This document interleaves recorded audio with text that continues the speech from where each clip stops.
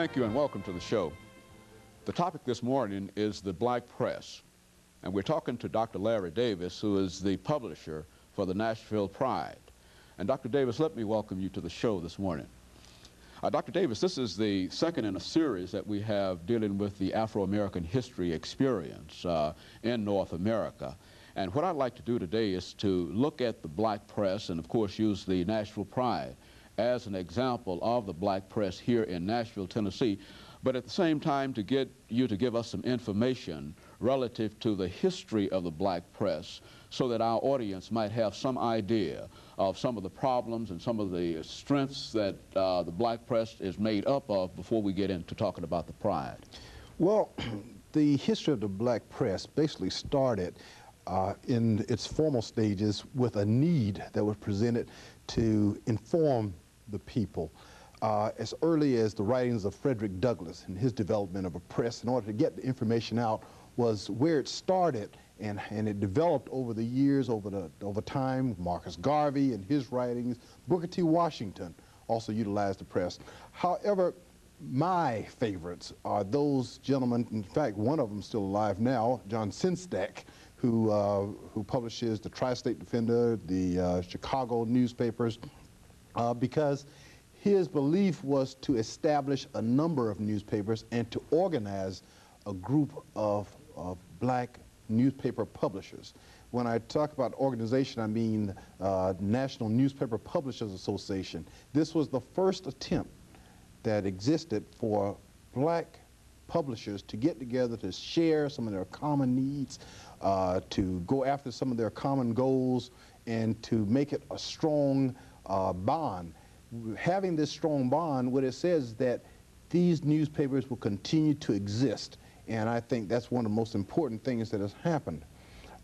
We have some great writers who've established newspapers, as Young and the Baltimore Times, but this organization, this grouping of publishers says to me that yes, there will be black newspapers around for times and time to come. Doctor, I think we might state the obvious in terms of when we talk about the need for a black press and the issues that a black press would often address. But how would a black press identify and deal with issues that perhaps might not be dealt with in the historical or the traditional white press? One thing you have to understand is when we talk about news as news is written, the white press versus the black press, it isn't a matter of prejudice per se. What you're dealing with is a system wherein you have a majority of people who are interested in things that that majority is interested in.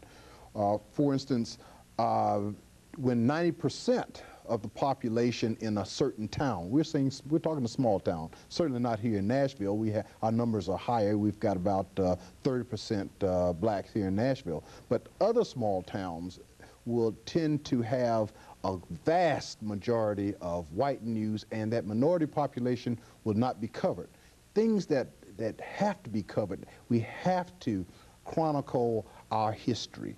We're just too big a part of the American system not to chronicle our history, our births, our deaths, our accomplishments.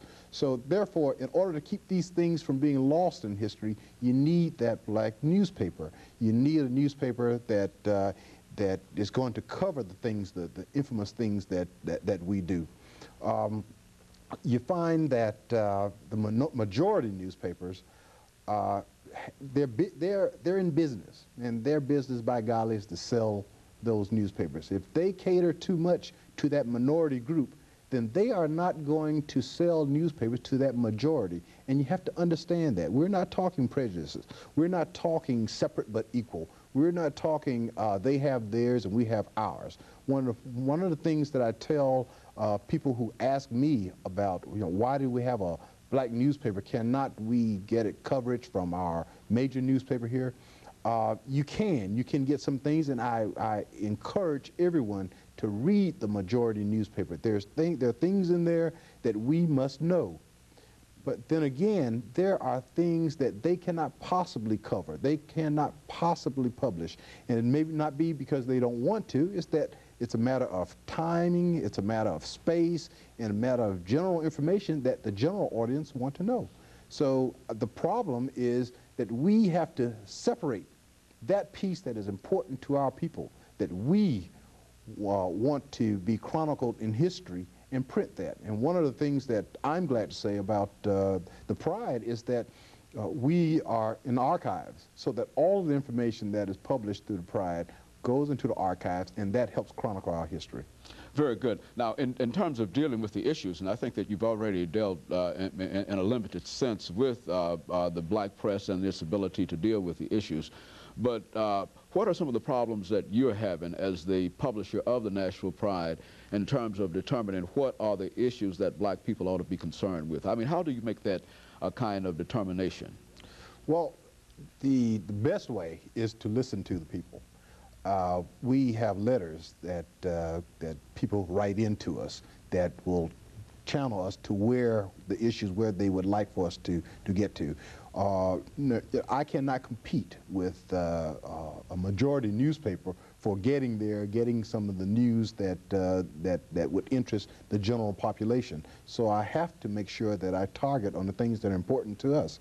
The universities are important. Government is important. Social things are important. Controversial things that occur in our community is very important. And we want to make sure that we're on top of those things. And we want to make sure that when we cover those things, that the feedback is such that our people are happy with our coverage of it. Now, let's look at some of those areas that you've talked about in terms of